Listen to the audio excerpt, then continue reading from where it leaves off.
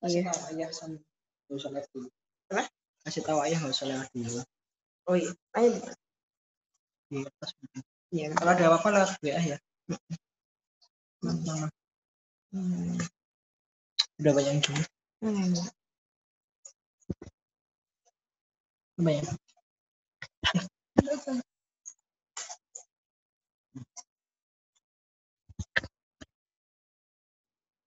Masih sepi. Ya, adiknya ya. Buka kameranya.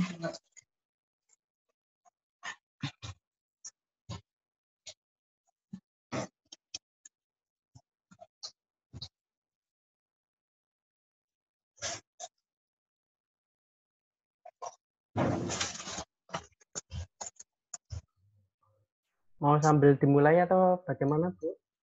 Ini sudah berapa partisipannya? 12.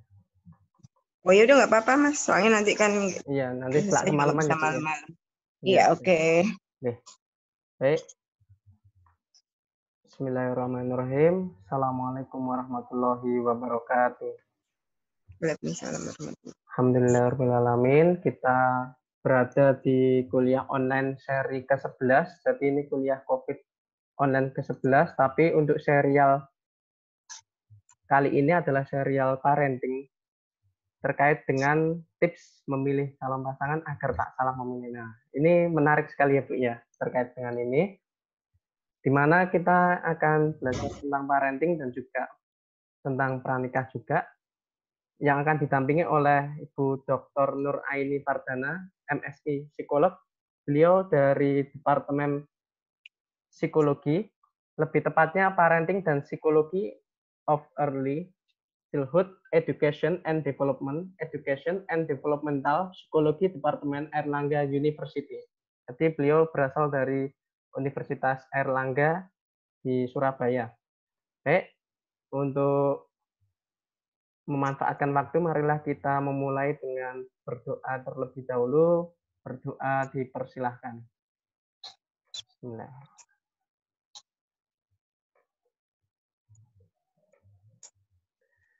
Baik, berdoa cukup. Pada Ibu Dr. Nur Aini Fardana, saya persilahkan. Ya, assalamualaikum warahmatullahi wabarakatuh. Alhamdulillahirrahmanirrahim. Pada malam ini saya bisa bersama teman-teman semua ya. Apa kabar semuanya? Tetap sehat ya. Ya. Di saat pandemi COVID ini, doa yang paling kuat kita panjatkan ya, selain tetap dalam kondisi iman dan Islam adalah bagaimana kita tetap terjaga kesehatannya ya.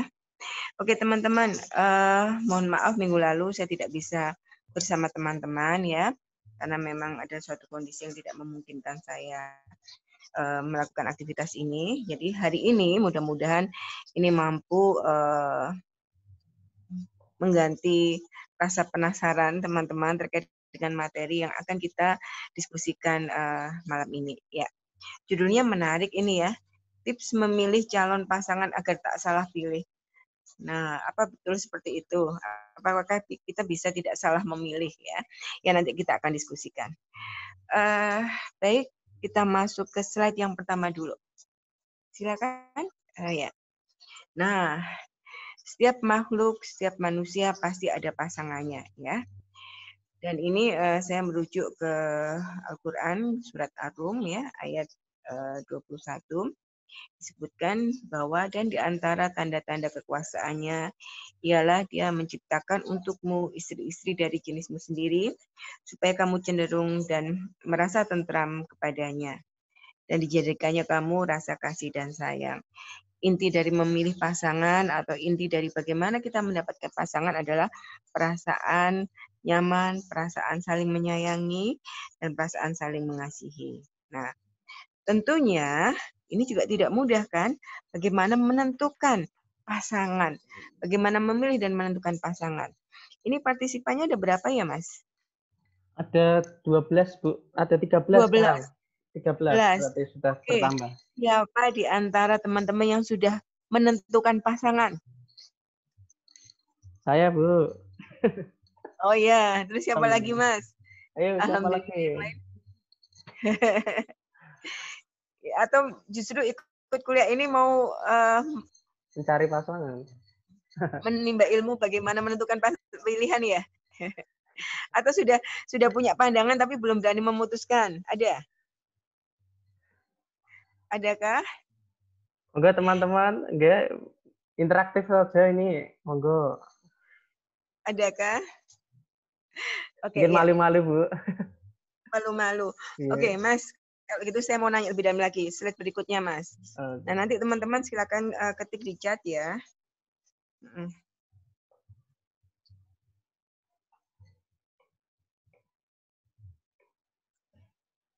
Silakan ya. Tolong tuliskan pasangan seperti apa yang saya inginkan.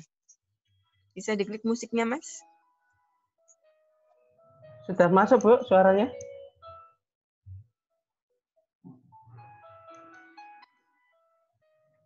Udah, tapi hilang-hilang. Coba. Ya, sekarang teman-teman ya, tolong tuliskan pasangan seperti apa sih yang saya inginkan. Coba diklik musiknya, Mas. Bisa. Sudah, Bu. Sambil biar teman-teman.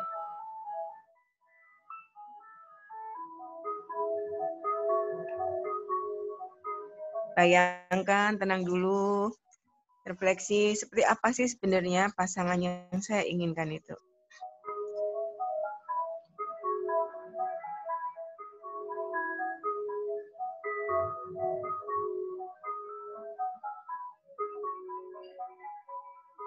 Silakan kalau sudah diketik di chatnya ya.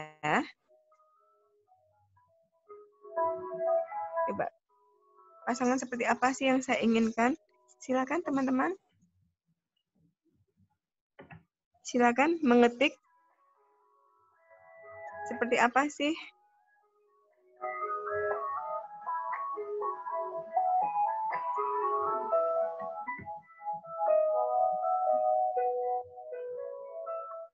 Coba silakan diketik. Pasangan seperti apa sih yang saya inginkan?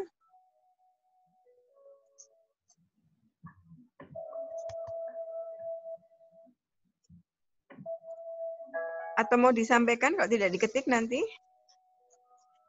Ya, saya tunggu. Pasangan seperti apa yang diinginkan?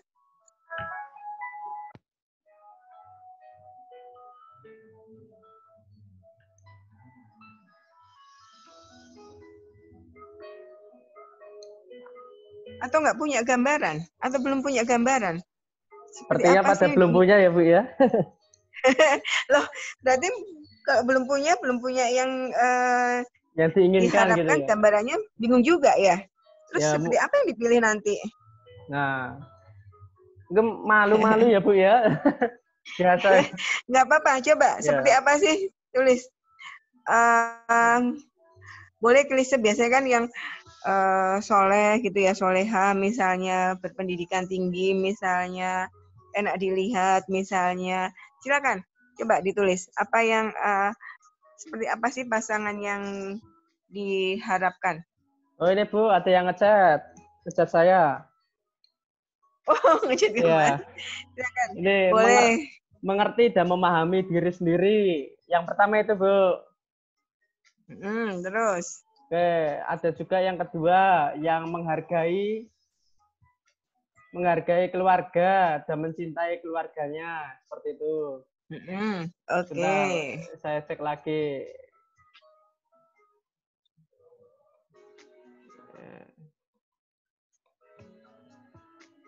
Yang dapat mengerti saya. Good looking. Good looking, yang dapat menghargai setiap momen. Nah. Oke, ya. Monggo yang lainnya, ayo ditunggu teman-temannya semua. Bertanggung jawab. Okay. Bertanggung jawab, nggih. Memiliki Silakan, agama yang luas, Bu. Pengetahuan agama yang luas mungkin agama ya. yang luas, ya. Yeah. Oke, apalagi?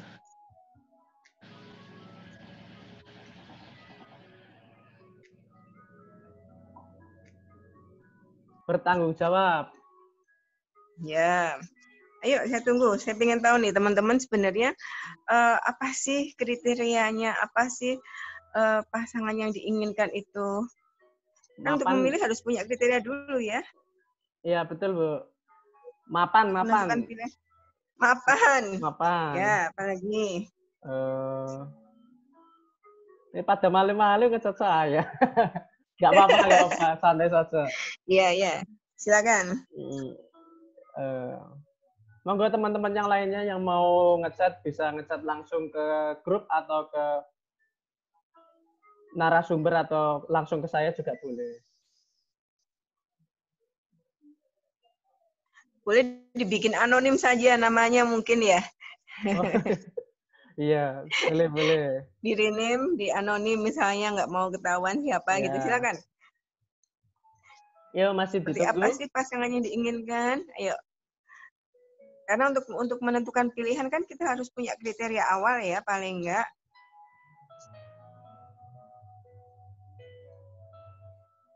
Monggo teman-teman yang mau menyampaikan mungkin bisa.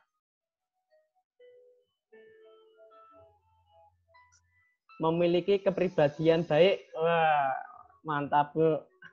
Oke, ya. Oke, lanjut terus. Lanjut next berikutnya. Slide apa bagaimana, Bu? Oke. Sudah beberapa sudah ya tadi. Oke, sekarang kita masuk ke slide berikutnya, Mas. Silakan, Mas.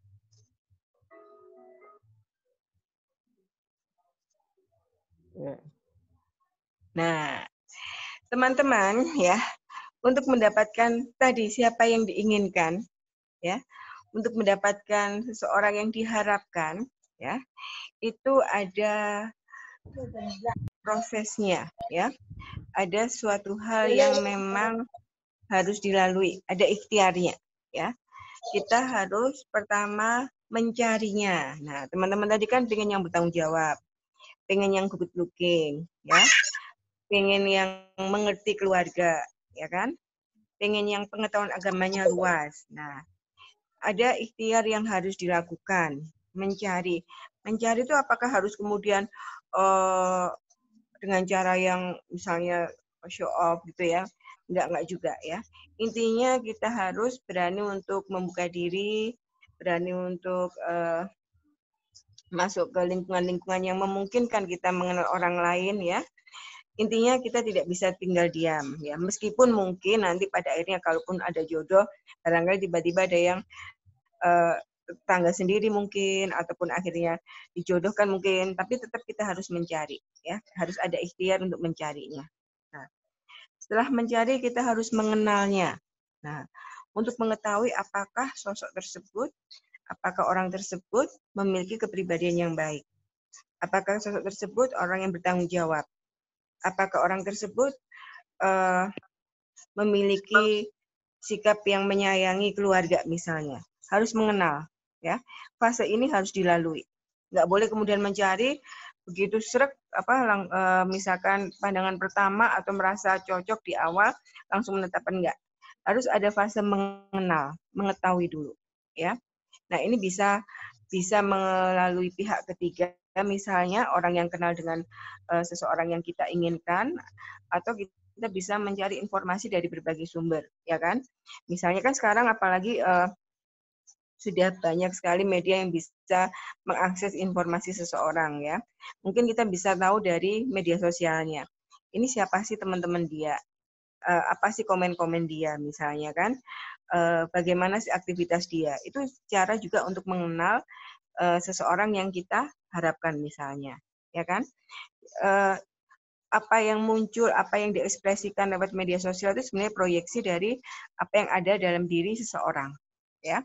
Termasuk siapa sih teman-temannya, komen-komennya seperti apa yang menjadi minatnya, apa yang menjadi kesukaannya misalnya, apa yang menjadi orientasinya. Kita bisa tahu dari media sosialnya misalnya. Nah, sekarang kan mudah banget kita menemukan informasi-informasi itu, ya. Dan juga kita harus cross check juga, ya, karena di media sosial kadang-kadang hanya permukaannya aja yang diekspresikan. Kita harus mengkonfirmasi dari orang-orang yang mengenal orang yang kita inginkan tadi, ya. Jadi harus ada informasi yang valid, yang sahih, ya, terkait dengan orang yang ingin kita tetapkan sebagai pasangan misalnya, ya. Mengenal ini penting, ya, agar kita benar-benar bisa memahami, ya, bisa menerima orang tersebut. Nah, tahap terakhir adalah menetapkan setelah kita mengenal, ya, menetapkan dan ini butuh keberanian, ya. Nggak ada kemudian orang itu yakin betul dia cocok atau baik buat kita, karena justru menikah itu adalah proses untuk menjadikan kita bisa menerima orang lain, ya. Jadi menerima orang itu bukan hanya saat kita menetapkan, tapi proses panjang sampai kita membangun kehidupan, membangun rumah tangga dengan orang tersebut, ya. Makanya kalau ngomong sebenarnya ada nggak sih bisa nggak sih kita menetapkan pasangan itu cocok buat kita? Sebenarnya nggak ada. Yang ada adalah bagaimana kita berproses terus-menerus untuk menjaga relasi, menjaga hubungan, sehingga seseorang itu memang pantas, memang tepat buat kita, ya. Karena seseorang kan berkembang, berproses, ya.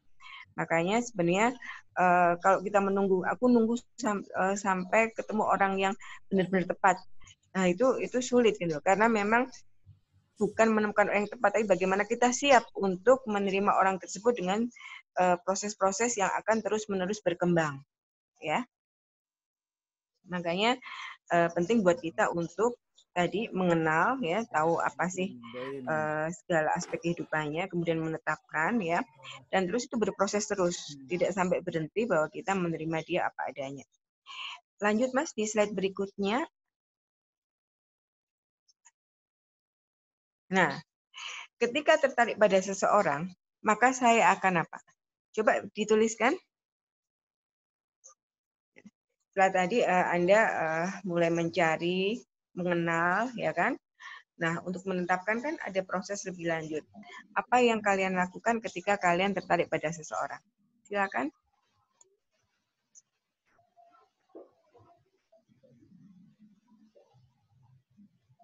Apa yang kalian lakukan ketika kalian sudah tertarik pada seseorang?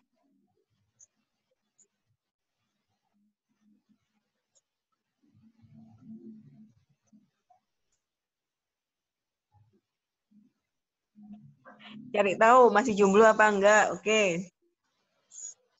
Apa lagi? Silakan.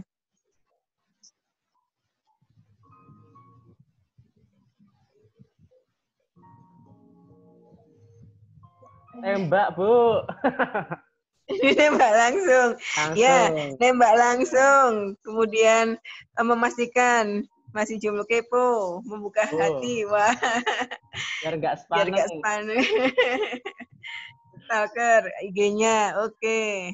Terus, ya, kita akan diskusi di sini. Apalagi stalker IG-nya, kepo, buka statusnya, ya.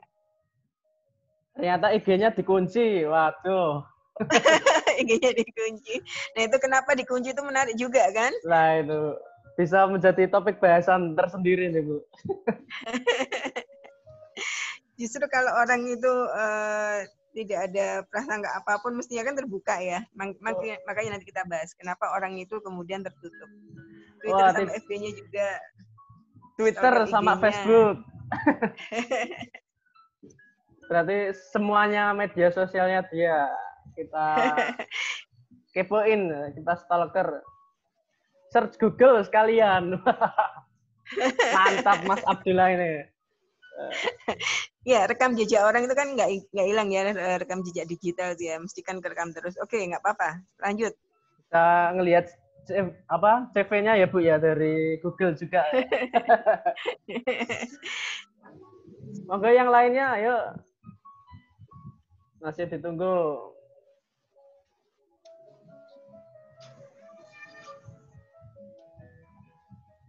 Langsung datengin ke orang tuanya Bu. Wah, keren. Ngeri. Apalagi yang lain. Mungkin ada yang lain. Ajak keluar. Waduh. Keluar. Langsung. Ajak keluarnya ngapain ini Mbak Adinda? Untuk mengenal lebih jauh mungkin ya. Oh iya, mungkin bisa kemana kayak gitu, ke rumah makan atau ke restoran kayak gitu.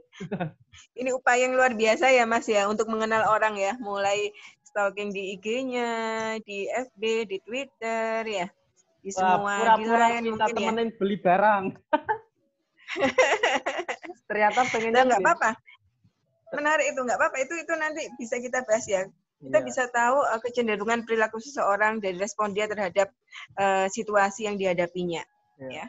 Ternyata beli apakah barangnya orang itu di Shopee atau di Gado jadi nggak bisa nemenin Bu.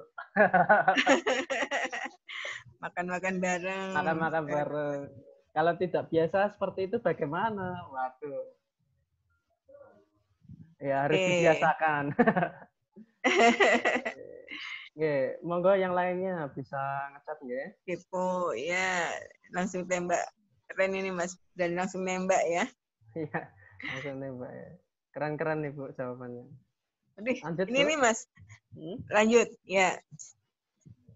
Nah teman-teman, sudah ya. Nah teman-teman tadi kan pengen tahu ya, untuk mengenal, fase mengenal dulu.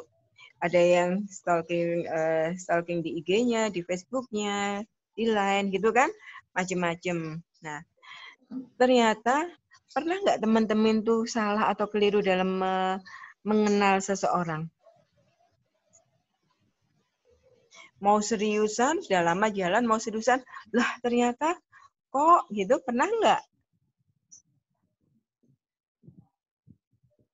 Pernah nggak?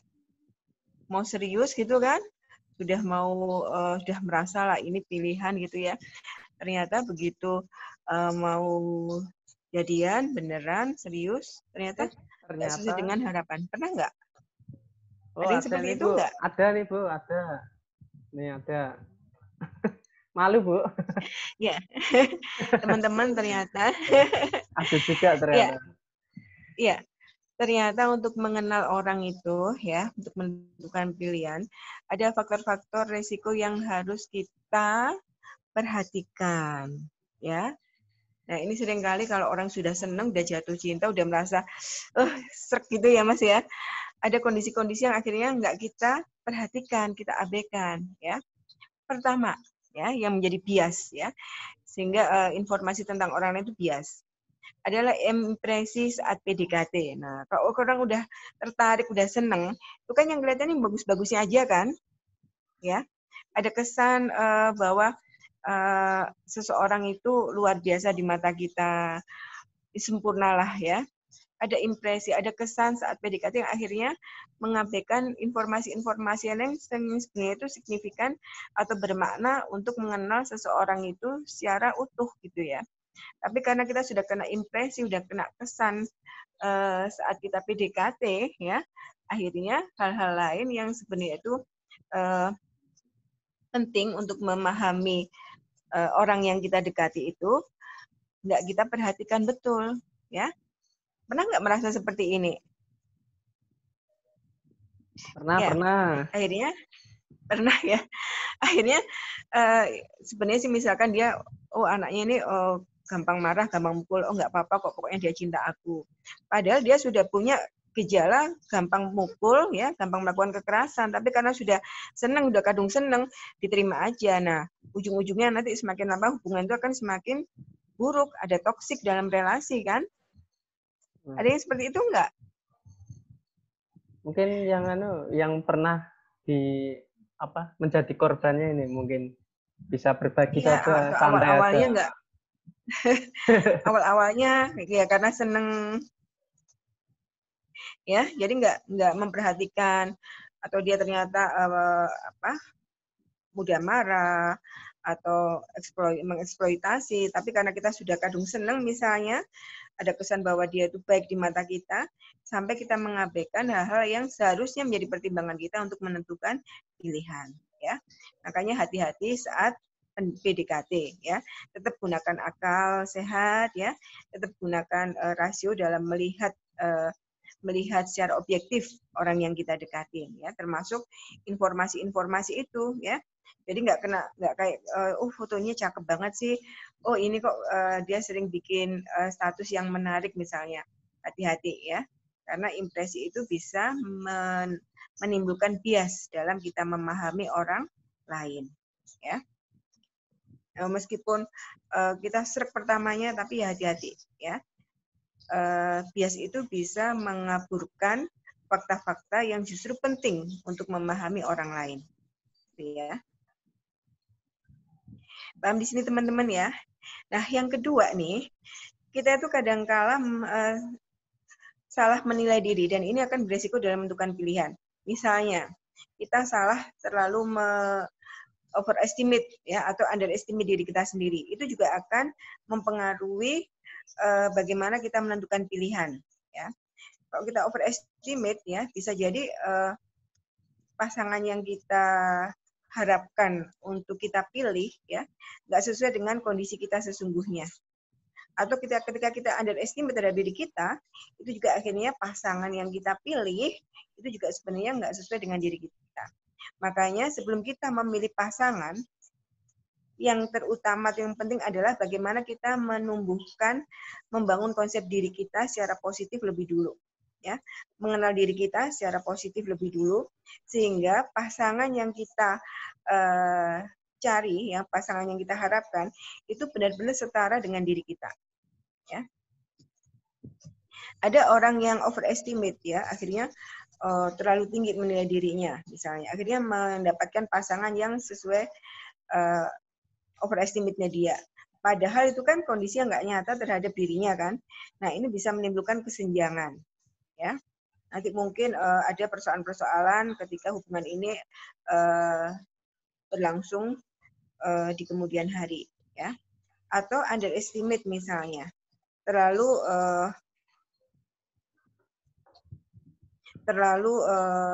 rendah menilai dirinya sendiri, sehingga ketika menentukan pasangan atau kriteria pasangan, akhirnya juga lebih rendah dari kondisi dia sesungguhnya misalnya. Nah, pasti akan menimbulkan kesenjangan ketika hubungan ini berlangsung dalam waktu yang lama, ya kan? Makanya yang tepat adalah bagaimana kita mengenal diri kita sendiri, kelebihan kelemahan kita, ya, konsep diri kita tumbuhkan dulu positif, sehingga ketika kita mencari atau menentukan kriteria itu benar-benar sesuai dengan apa yang ada pada diri kita, ya. Karena pilihan kita itu kan cerminan dari kebutuhan kita kan. Nah, kalau kita salah mengenali kebutuhan kita, otomatis apa yang kita pilih itu juga tidak sesuai dengan apa yang kita butuhkan. Paham di sini ya? Makanya yang penting adalah bagaimana kita mampu menilai diri kita secara objektif, sehingga kita tahu seperti apa sih orang yang pantas untuk kita, seperti apa sih orang yang sesuai untuk kita. Ya, ini penting. Nah, berikutnya juga nih, kadangkala ya kondisi kita yang kesepian, nggak punya banyak pilihan, jadi kita memilih ya, tanda kutip, pokoknya asal milih. Hati-hati juga. ya. Kondisi ini juga tidak sehat dalam membangun relasi, ya, karena hanya sebagai pelarian, ya. Sudahlah, karena aku juga nggak punya teman, ini sudah sama ini aja, misalnya aku menentukan ini aja, hati-hati, ya, karena ini bukan pilihan yang sesungguhnya, ini hanya pelarian dari rasa sepi kita, rasa pelarian dari kondisi kita tidak mampu memiliki banyak pilihan dan sebagainya, ya. Kemudian, nah ini juga seringkali menjadi faktor resiko dalam menentukan pilihan. Kita mendengarkan orang lain daripada feeling kita sendiri. Sebenarnya kita kan punya isi semacam hati kecil ya untuk bisa menilai orang lain. Ya, ini sebenarnya bisa diasah. Ya, nah tapi kadangkala kita mengabaikan hal itu. Ya, kita lebih mendengarkan apa yang disampaikan orang lain, atau kita lebih memperhatikan informasi-informasi yang harusnya kita pastikan kebenarannya, ya. Nah, hati-hati dengan kondisi ini. Ini bisa menjadi faktor resiko dalam menentukan pilihan, ya. Ya ini kaitannya sama tadi, sama impresi, ya. Kalau udah impresi, udah kesan demikian, kemudian mendapatkan informasi-informasi dari orang lain, bla bla bla bla bla, misalnya. Padahal hati kecil kita kayaknya kok kayak gini ya, tapi karena tadi sudah tertutup oleh impresi, sudah tertutup oleh bagaimana kita mendengarkan orang lain, akhirnya hati kecil kita ya, feeling kita itu nggak peka. Nah ini juga hati-hati, ya. Nah, yang berikutnya nih, nah seringkali semua karena cinta, ya. Yang udah cinta udahlah, pokoknya aku cinta, ntar urusan belakang deh. Dia kayak gini, dia kayak gitu ya. Pokoknya aku cinta, ya. Ntar urusan belakang. Cinta tidak bisa menyelesaikan segalanya, ya. Cinta itu hanya pada tataran afeksi. Sementara kehidupan itu bukan hanya memerlukan pemenuhan afeksi. Banyak hal yang harus dipenuhi, ya. Jadi ketika kita kemudian melakukan pilihan dan berpikir bahwa cinta akan menyelesaikan segalanya, hati-hati, ya. Karena hidup tidak hanya membutuhkan cinta. Cinta itu hanya bagian dari kehidupan. Ya. Banyak hal lain yang harus kita persiapkan, banyak hal lain yang harus kita pertimbangkan dalam menentukan pilihan. Ya, oke teman-teman, ada 5 faktor yang beresiko dalam menentukan pilihan. Boleh sharing misalkan, adakah teman-teman yang merasakan kondisi-kondisi yang tadi sudah saya sampaikan? Ada nggak? Silakan teman-teman semuanya untuk bisa Atau sebenarnya sedang merefleksikan diri. Sedang merefleksikan diri, oh ternyata aku seperti itu ya. Ternyata aku sekarang dalam posisi seperti ini. Ya, ada nggak? Jadi kita akhirnya saat menentukan pilihan sangat beresiko karena berawal dari impresi, hanya sekedar impresi. Berawal dari salah kita menilai diri, kita overestimate, terlalu berlebihan menilai diri. Sehingga kriteria kita ketinggian, sehingga ketika nanti menghadapi kondisi yang nyata, kondisi real, tidak menemukan titik temunya, ya, karena memang tadi hanya overestimate atau yang underestimate juga itu juga akan beresiko, ya. Ataupun juga ternyata kita memilih karena kita nggak ada pilihan, ya. Ya sudahlah, timbang nggak ada pilihan atau karena kesepian, hati-hati. Jangan memilih karena pelarian, jangan memilih karena kondisi-kondisi ini, ya. Ataupun memilih karena merasa udahlah pokoknya cinta, ya, pokoknya hatiku merasa nyaman, merasa ya ada luapan-luapan emosi, ya. Tidak cukup ini, ya. Oke. Ada pertanyaan di sini teman-teman mungkin? Kita lanjut ya. Ke slide berikutnya, Mas.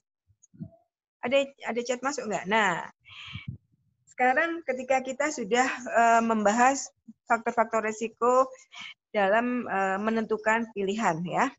Nah, sekarang kita akan bahas bagaimana cara mempersiapkan hubungan. Nah, ini penting, ya, buat teman-teman yang akan menentukan pilihan, ya. Yang pertama, ya, kita harus tahu kekurangan calon pasangan sehingga dapat memutuskan, dapat menerima kekurangan atau tidak. Karena setiap manusia pasti punya sisi positif, sisi negatif. Kita harus siap menerima kondisi apapun dari pasangan kita. Ya, makanya saya bilang menentukan pilihan yang tepat itu sebenarnya nggak ada. Yang ada itu bagaimana kita siap menerima pasangan kita secara tepat. Ya. Karena manusia itu kompleks ya. Banyak aspek kehidupan yang kadang kita nggak tahu di sisi mana kita belum mengetahui karakter seseorang itu sesungguhnya, karena sangat kompleks manusia itu, ya karakternya, ya sifat bawaannya, ya kebutuhan-kebutuhannya, ya pola pikirnya, sangat kompleks. Makanya yang penting adalah bagaimana kita bisa menerima pasangan kita, ya. Maka yang penting juga adalah kita tahu apa sih yang menjadi kelemahan pasangan, apa kekurangannya. Sehingga kita bisa menerima, sehingga kita bisa mengisinya, sehingga kita bisa mengkompensasi kekurangan itu menjadi satu bentuk yang lebih utuh yang bisa kita terima. Ya, paham di sini. Sebaliknya, kita juga harus menginformasikan apa yang menjadi kelemahan pada calon pasangan kita, agar sama-sama memahami. Makanya hati-hati dengan impresi ya, kesan atau informasi-informasi yang bias. Misalnya kalau tadi saya sampaikan, kalaupun kita mau stalking di Facebook, di Instagramnya, kadang-kadang ada banyak sisi yang tidak dimunculkan di situ. Hati-hati juga ya. Kalau kita hanya mendapatkan informasi dari media sosial itu hati-hati juga. Kita perlu cross check banyak hal ya. Termasuk misalnya tadi benar kalau misalkan kita memungkinkan untuk berinteraksi secara langsung ya. Kita ingin tahu bagaimana sih respon dia ketika dia mendapatkan kesulitan.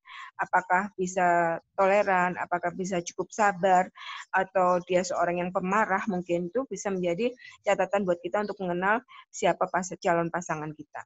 Ya.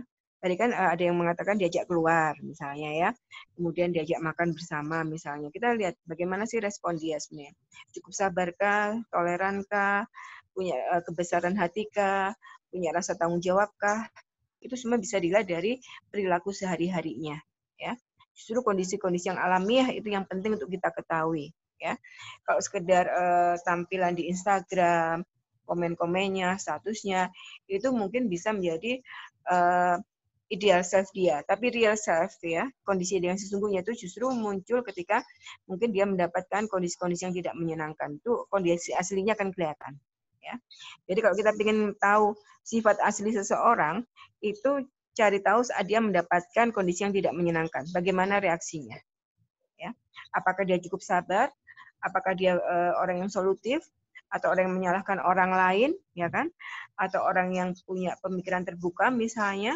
Nah, kita bisa cek saat dia mendapati situasi yang sulit. Ya, itu salah satu cara untuk bisa mengenal karakter asli seseorang. Ya. Kemudian kita juga harus membuka diri untuk calon pasangan. Ya. Artinya harus ada komunikasi. Ya. Tidak seperti hanya menampilkan sesuatu yang bagus-bagus, yang permukaan, tapi kita harus siap untuk juga mengenalkan siapa diri kita. Nah, kalaupun kita tidak memungkinkan untuk berdua-duaan, harus ada orang ketiga yang jujur, yang tahu persis, yang bisa menginformasikan siapa calon pasangan kita dengan baik, ya. Makanya mediator itu penting, tapi mediatornya juga harus jujur, juga harus benar-benar objektif bisa menjembatani ini. Nah, kemudian kita juga harus mengetahui tipikal calon pasangan kita itu orang yang suka mencari kesalahan atau orang yang mampu introspeksi diri. Nah, ini penting. Ya. Kalau calon pasangan kita itu adalah orang yang mencari kesalahan, ya, dan tidak mampu introspeksi diri, tidak mampu refleksi diri, pola hubungannya akan bersifat toksik, racun. Ya, bisa jadi calon pasangan kita akan mengeksploitasi kita, calon pasangan kita akan mudah menyalahkan kita, ya. Calon pasangan kita bukan tipikal orang yang bertanggung jawab. Hati-hati ini, ya. Nah, yang penting juga ketika kita mempersiapkan hubungan, kita harus tahu bedanya penasaran, sayang, cinta, dan obsesi. Nah, hati-hati nih, kadang-kala kita ngejar seseorang, ya, itu karena penasaran. Ngejar seseorang karena sayang, ngejar seseorang karena cinta, dan ngejar seseorang karena obsesi. Semua punya konsekuensi. Ya. Ngejar seseorang karena penasaran, kalau sudah habis penasarannya, ya sudah. Ya kan? Nggak ada lagi yang dikejar. Kalau hanya rasa sayang, nanti kalau ada sesuatu yang tidak menyenangkan yang dilakukan oleh pasangan, rasa sayang itu bisa luntur, bisa berkurang, ya. Ya, termasuk rasa cinta bisa jadi benci kalau kita hanya mengandalkan rasa sayang, cinta, apalagi obsesi. Pokoknya gimana caranya aku harus bisa bisa nembak dia. Bagaimana caranya dia bisa jadi pasanganku, hanya obsesi, hati-hati. Ya. Yang bagus adalah bagaimana kita mempersiapkan bahwa kita ridho menerima calon pasangan kita. Ya. Bukan karena sayang, bukan karena penasaran, bukan karena nggak cukup ini. Tapi yang penting adalah kita siap, kita ridho menerima calon pasangan kita apapun kondisinya. Ya. Karena kalau mengandalkan rasa sayang, nanti suatu ketika ada sesuatu yang membuat kita marah, kita kesel, kita jengkel sama pasangan, luntur deh sayangnya. Ya. Obsesi, kalau sudah terpenuhi, ya sudah, habis dia obsesinya. Ya. Penasaran, kalau sudah dapat, ya sudah, hilang dong penasarannya. Ya, hati-hati. Jadi makanya dengan pikiran jernih, cara berpikir yang tenang, objektif, dan yang penting adalah kita siap untuk menerima calon pasangan kita apa adanya, dan calon pasangan kita siap menerima kita juga apa adanya.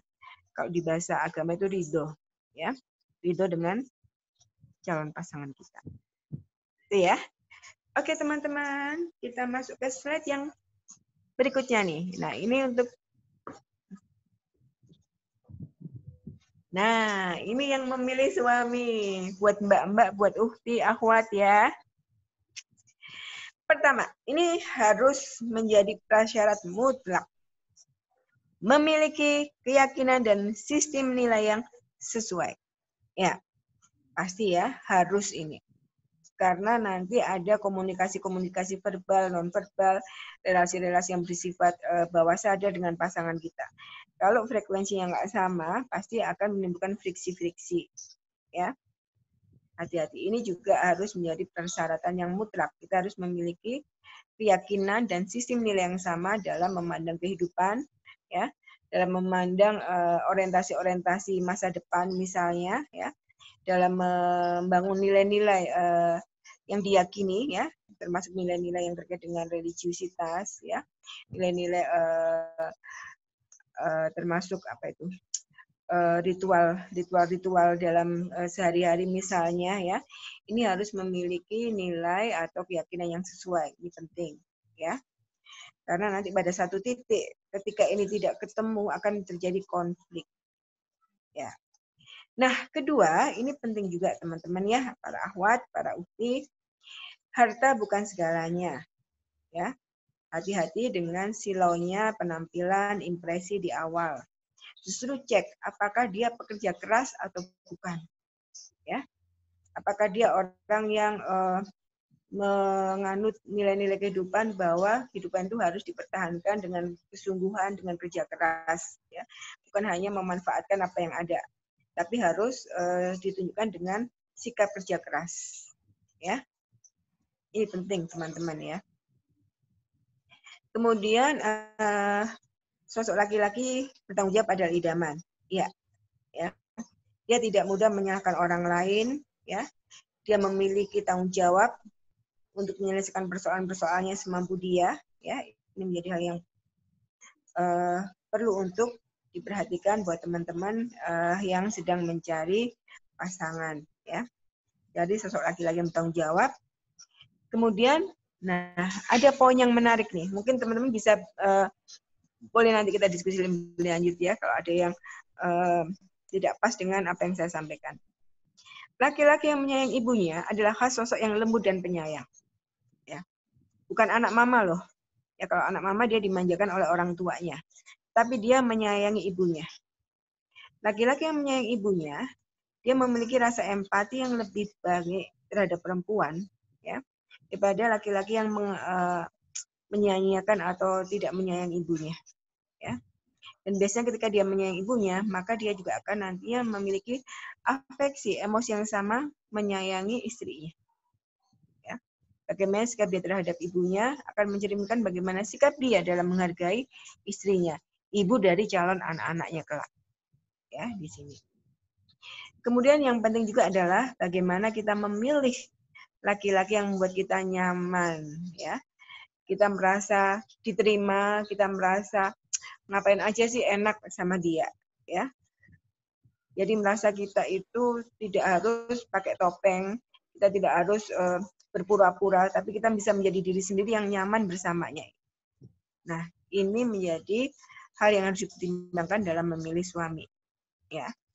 Nah, yang berikutnya juga jangan tergesa karena usia, ya. Misalnya udah usia sekian, belum kunjung mendapatkan pasangan, ya sudahlah pokoknya ini ada orang yang mau, bukan sekedar itu. Hati-hati, ya. Oke, ada pertanyaan di sini? Mbak, Uhti, Ahwat? Silakan. Sebelum masuk ke bagian terakhir, silakan. Ini Bu, ada pertanyaan dari Oh ya, boleh. Toshiba. Ini namanya belum diganti. Oke, untuk pertanyaan yang tadi terkait dengan faktor-faktor yang tadi Bu, di slide sebelumnya. Boleh. Yang ini ya Bu ya, faktor-faktor berisiko dalam menentukan pilihan. Nah ini saya biasanya kalau membantu orang seperti itu, tapi saya belum bisa membuktikan diri seperti itu. Bagaimana Bu solusinya seperti itu? Yang mana toh? Yang ini Bu, Yang faktor-faktor berisiko ini. Yang ditanyakan yang mana ya? Dia membantu yang mana?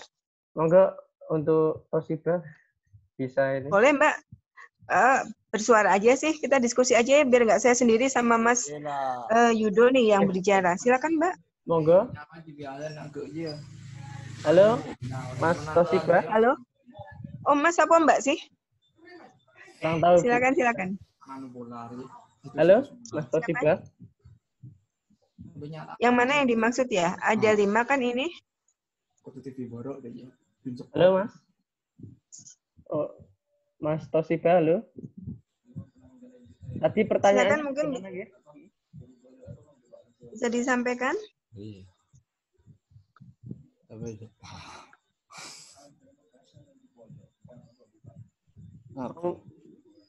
Mungkin belum mendengar ya Bu ya. Halo. Halo Mas Toshiba yang memiliki akun Toshiba.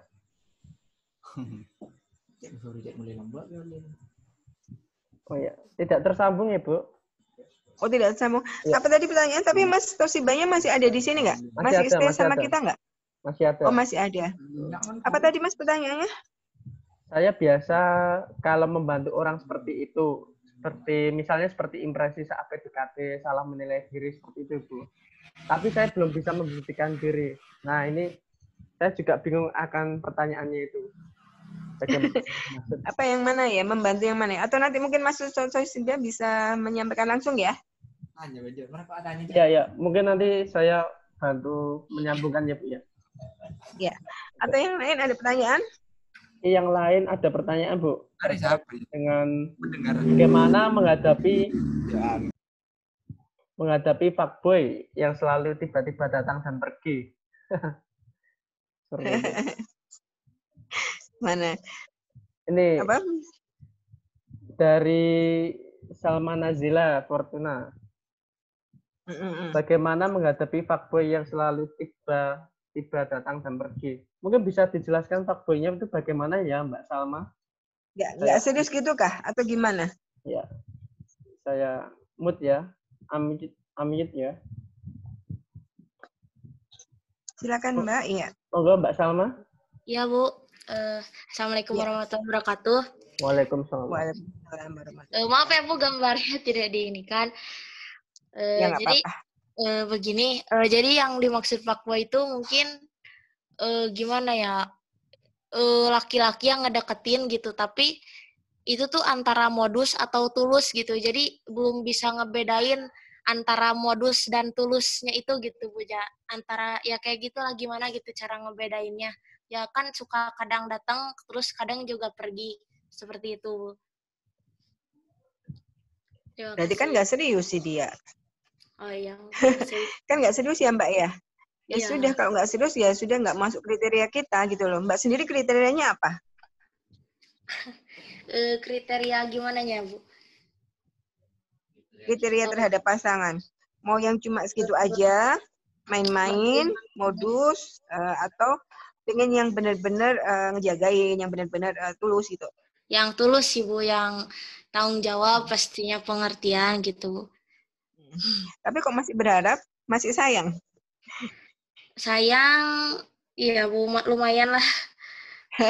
Makanya hati-hati ya, tadi saya bilang itu faktor-faktor yang mungkin bisa bias ya dalam kita memahami perasaan kita. Seringkali begitu. Oh iya Bu, Makanya ada siap. beberapa kasus misalnya sudah disakitin, sudah ya semacam-macam lah, udah diselingkuhin, disakitin macam-macam, tapi kok ya masih berharap untuk mempertahankan hubungan gitu ya. Nah, jangan-jangan tuh ada kondisi-kondisi psikologis sebenarnya bahwa dia itu sebenarnya nggak cinta, tapi memang ada kondisi yang membuat dia merasa ketergantungan secara emosional ya. Nah, itu hati-hati kalau ini bukan relasi yang sehat ya. Ada beberapa kasus tuh ya sudah maaf ya diselingkuhin misalnya, ya dibuat mainan gitu kan, nggak serius, tapi ya masih bertahan menunggu gitu kan. Sementara mungkin ada orang lain yang lebih serius, yang lebih menunjukkan kesungguhan, tapi karena kita tadi kena ya itu bias-bias ya, salah menilai diri kita, salah menilai menafsirkan kesan terhadap orang lain, akhirnya sesuatu yang objektif itu nggak kita perhatikan ya.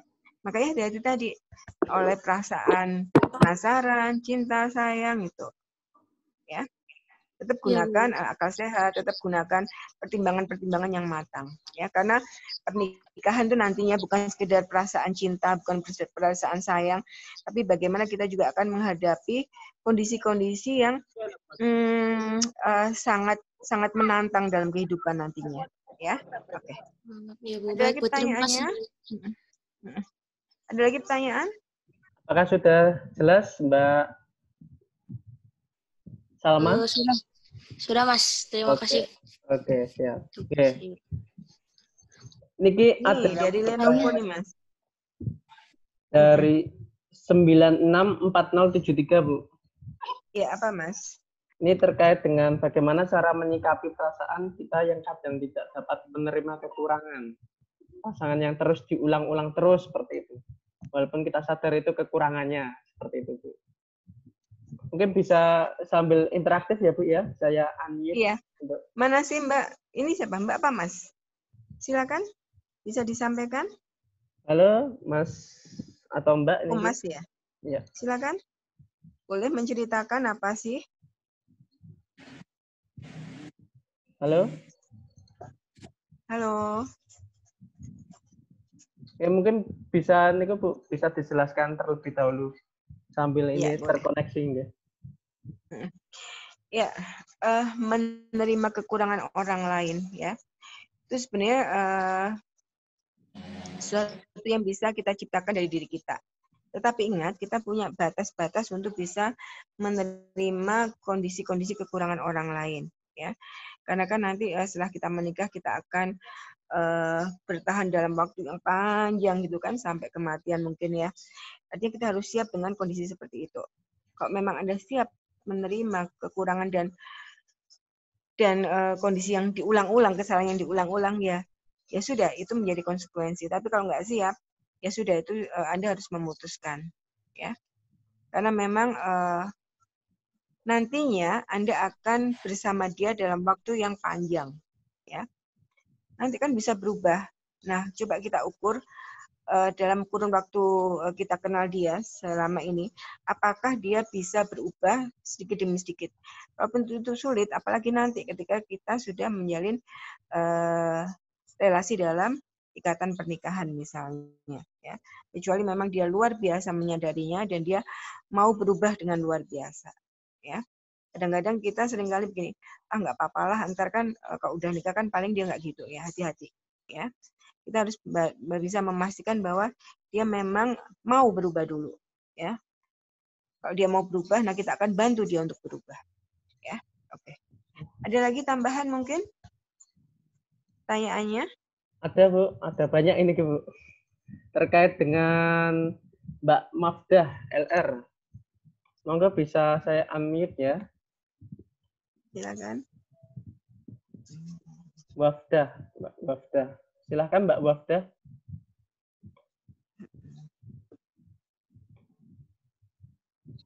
Ini terkait dengan pertanyaannya, Bu. Mbak Wafdah. Iya. Iya, Assalamualaikum Bu. Ya, Waalaikumsalam. Waalaikumsalam. Saya ingin bertanya tentang itu Bu, sejauh mana sih kita pendapat orang tua itu dijadikan pertimbangan utama ataukah bagaimana? Gitu. Ya, pertimbangan orang tua, Mbak, Mas, ya, Ahwat, Ikhwan ya. Mungkin kalian seumuran anak saya ya. Jadi gini, orang tua itu kadang memiliki feeling yang anak-anak itu tidak bisa tidak bisa mengukurnya ya. Karena orang tua itu diberi kelebihan sejak kecil feeling untuk insting untuk melindungi anaknya ya. Jadi ada kelebihan seperti itu ya. Makanya misalnya ada pendengaran orang tua itu harus didengarkan ya. Tetapi kita tidak menutup kemungkinan untuk memberikan informasi-informasi yang memadai terhadap kepada orang tua kita. Ya, artinya harus ada komunikasi timbal balik antara kita dan orang tua.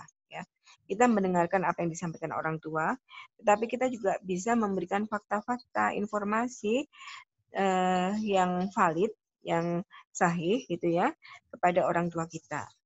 Ya. Karena mereka memang bukan pelakunya, kan yang pelakunya adalah Anda dan calon pasangan misalnya.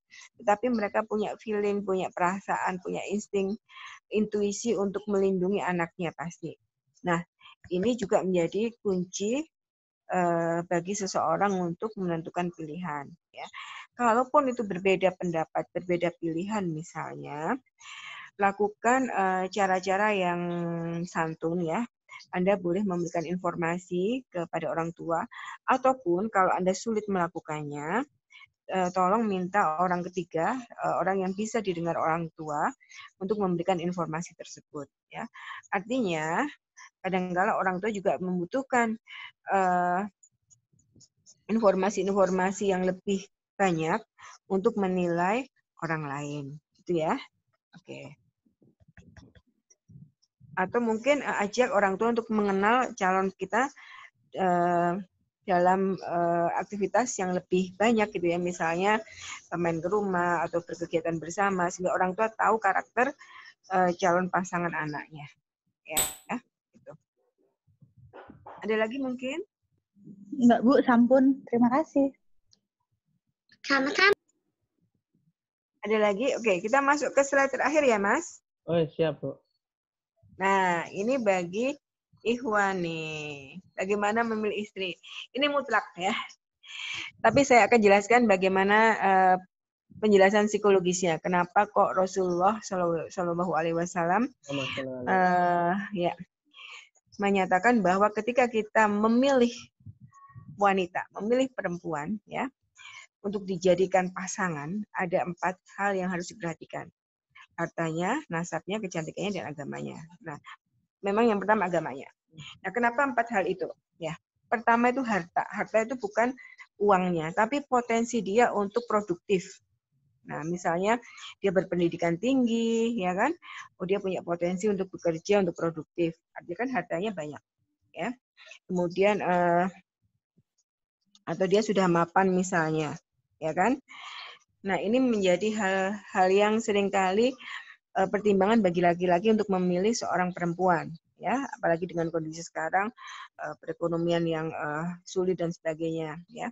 Tapi hati-hati, ini bukan pilihan yang menjadi nomor urut pertama, ya. Meskipun itu kadang-kala menjadi ketertarikan kita, keyakinan kita, kenyamanan kita untuk memilih pasangan. Oh ya, dia udah kerja, udah mapan, sehingga nanti misalnya ketika kami membangun rumah tangga, kita punya istilahnya 2 kaki lah untuk menyangga kehidupan, ya. Tapi bukan ini sebenarnya urutan pertamanya. Tapi itu juga penting, ya. Ini juga menjadi pertimbangan kita, ya. Kemudian nasabnya, keturunan, faktor genetis, faktor bawaan itu akan menentukan karakteristik seseorang, ya. Jadi kita harus tahu bagaimana dia diasuh, ya, bukan sekedar siapa orang tuanya loh ya. Bagaimana dia diasuh dan pola asuh seperti apa yang diberikan oleh orang tuanya sejak ia kecil. Karena bagaimana dia diasuh akan menentukan bagaimana kemudian dia kelak mengasuh anaknya. Ya. Bisa jadi memang dia akan meniru apa yang dilakukan orang tuanya, tapi kalau misalnya dia mampu refleksi, misalkan waktu kecil dia diasuh dengan kondisi yang tidak menyenangkan, dia mampu refleksi, dia akan justru merubah lebih baik. Tapi kita juga nggak tahu hal ini ya. Makanya kita harus tahu selain siapa orang tuanya, kita harus juga cek bagaimana dia diasuh atau pola asuh seperti apa yang membesarkannya. Ya. Bagaimana relasi dia dengan saudaranya, ya, sibling ya, saudara kandungnya misalnya. Bagaimana kemudian relasi dia dengan ayahnya, relasi dia dengan ibunya. Ini penting untuk kita ketahui karena dalam aspek psikologi relasi anak perempuan dengan ayahnya dan relasi anak perempuan dengan ibunya itu memberikan dampak yang berbeda. Ya. Makanya kita harus tahu bagaimana relasi dia dengan ayah ibunya, bagaimana ayah ibunya memperlakukan dia sejak kecil, ya, nilai-nilai apa yang ditanamkan misalnya, kemudian orientasi kehidupan apa yang dibangun oleh orang tuanya pada anak tersebut. Itu penting. Makanya Rasulullah ngajarin ada 4 hal. Yang pertama tadi potensi produktif dia, ya, pengembangan diri seseorang, ya. Kemudian bagaimana dia dibesarkan, diasuh, termasuk siapa orang tuanya, bagaimana karakter orang tuanya, itu juga menentukan karakter anak, ya. Kemudian berikutnya adalah kecantikan. Nah, ini juga hal yang penting untuk diperhatikan. Cantik itu kan memang relatif, tapi yang dimaksud adalah bagaimana seseorang itu enak dilihat, ya, menyenangkan, ya. Bagaimana seseorang itu membuat kita betah bersamanya, ya. Kecantikan itu termasuk manner, bagaimana perilaku, tata cara dia dan sebagainya misalnya, ya. Menjaga dirinya, ya, bersikap pada orang lain dan bagaimana dia bersikap terhadap dirinya sendiri. Sehingga misalnya nanti kalaupun dia sudah menikah, seseorang itu mampu kalau dia memiliki cara pandang yang positif terhadap dirinya, maka setelah menikah pun dia tetap akan merawat kecantikannya. Ya. Tapi kalau orang yang abai, yang nggak terlalu peduli dengan kondisi fisik atau penampilannya, atau kurang peka terhadap bagaimana dia mengoptimalkan atau menjaga potensi-potensi kecantikan fisiknya, nanti ketika sudah menikah barangkali karena dia abai akan terjadi perubahan-perubahan dalam kondisi fisiknya dan ini juga akan berpengaruh terhadap bagaimana suami merasa nyaman bersamanya. Ya. Kemudian yang penting juga adalah agamanya. Nah, agama ini termasuk spirit, nilai-nilai, keyakinan, ya, kemudian pandangan hidup dia. Ini penting untuk menjadikan ukuran yang utama dalam menentukan pasangan. Ya. Bukan hanya ritual agamanya, tapi juga pemahaman agamanya. Ya. Bagaimana kondisi kesadaran, ya, dia terhadap nilai-nilai agama, spiritnya. Bukan sekedar ritual, bukan sekedar atribut. Ya. Agama ini adalah agama dalam konteks spirit. Ya. Nah, kalau spiritualnya bagus, pasti juga perilakunya juga bagus, ya, ritualnya bagus. Ya, jangan dibalik, lihat ritualnya dulu, baru melihat spiritnya. Ritual itu bisa hanya sebagai sesuatu yang dilatihkan, tapi kalau benar spirit, nilai, ya, pemahaman agamanya, pemaknaan seseorang terhadap agama itu sesuatu yang berproses panjang, ya, dan akan menetap. Ya. Tapi kalau sekedar atribut misalnya, wih itu pakai jilbab syar'i misalnya kita hanya ukuran itu, ya itu memang bagus. Tapi yang lebih penting adalah bagaimana dia memaknai apa yang atribut yang dia gunakan misalnya. Ya. Jadi ini penting untuk pertimbangan ya. Ataupun belum berhijab misalnya, tapi dia punya potensi untuk memaknai agama dan sebagainya misalnya, oke, kita bisa giring nantinya dia untuk menjalani agama dengan lebih bagus lagi. Ya, oke teman-teman, kita sudah membahas tentang bagaimana menentukan pilihan yang tepat. Ya, sekali lagi pilihan yang tepat adalah pilihan yang bisa membuat kita menerima orang lain dengan tepat. Ya, karena proses tepat itu adalah proses yang panjang ya sampai kita dipisahkan oleh maut. Itu adalah bagaimana kita mampu memilih pasangan atau memperlakukan pasangan kita secara tepat. Ya. Oke, kita sudah bahas terkait beberapa hal untuk menentukan pasangan. Ya, mudah-mudahan ini bermanfaat, teman-teman ya. Saya tahu mungkin teman-teman sekarang tidak bertanya, tapi sedang merefleksikan diri. Sebenarnya pilihanku itu seperti apa sih? Sebenarnya apa yang aku lakukan sih? Sebenarnya aku menetapkan pilihan terlalu tinggi atau enggak sih? Sebenarnya aku memandang diriku terlalu tinggi atau terlalu rendah enggak sih? Sebenarnya aku mencintai dia atau sekedar pelampiasan dari rasa sepi, hanya status jomblo misalnya. Mudah-mudahan teman-teman sedang merefleksikan hal ini ya.